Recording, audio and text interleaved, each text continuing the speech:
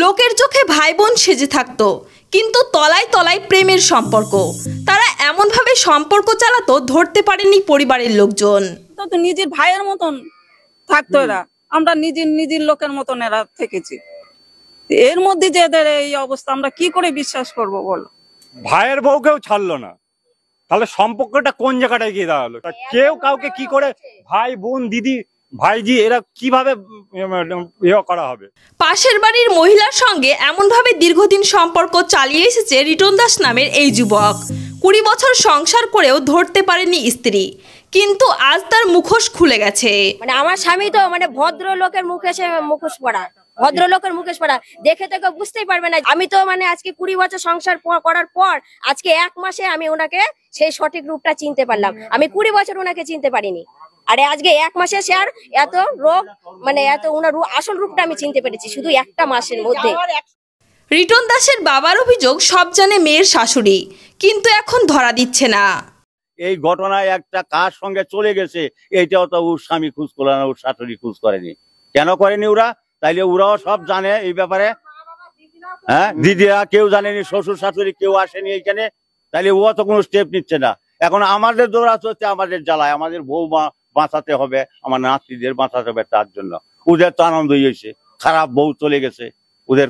রিনা ঘোষ নামের ওই মহিলা বিউটি পার্লারে কাজ শিখত। তার স্বামী অন্য জায়গায় সেন্টারিং এর কাজ করে, সে কিছুই জানে না। আমি বাড়িতে থাকি না, আমি টের পাবো কি করে?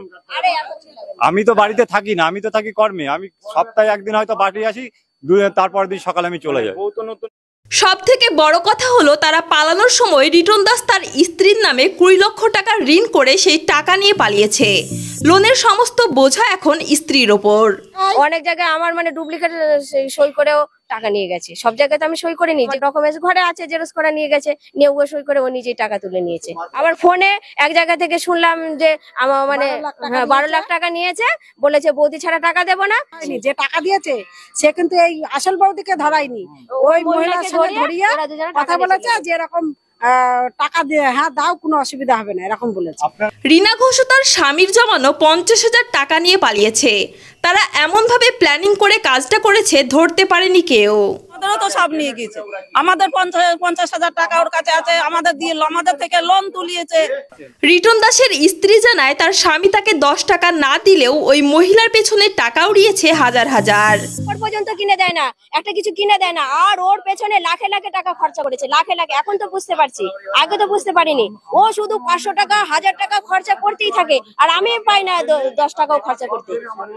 এমন ঘটনায় রীতিমতো হইচই পড়ে গেছে নদিয়ার পায়রাডাঙ্গায়। ওর ঘরের দরজার সামনে আমি গিয়ে বলি যে তোমার বউকে বের করে দাও, ও রূপের বাহার দেখাচ্ছে, রূপটা আমি কিন্তু বের করে দিল না। সেদিন যদি বের করে দিত আজকে ঘটনাটা ঘটে না। তাদের দুজনের সংসারেই ছেলে মেয়ে রয়েছে। রিটন দাসের 2 মেয়ে ও রিনা ঘোষের 1 মেয়ে। আমাদের তো 2টো নাতনি আছে, আমার বৌমা আছে, আমি নিজে আছি, আমার স্ত্রী আছে, 5টা লোক। আমাদের কিচ্ছু নেই এই ঘর ছাড়া। টাকা পয়সা যা আছে সব লোকের কাছ থেকে নিয়ে নিচ্ছে। বৌমার উপরে প্রায় 10 লাখ টাকার বোঝা চাপিয়ে দিয়ে ওরা সব চলে গেছে। একটি অবৈধ সম্পর্কের কারণে শেষ হতে বসেছে 2টি পরিবার। কি হবে এই পরিবারের লোকজনগুলোর? কোথায় যাবে তারা?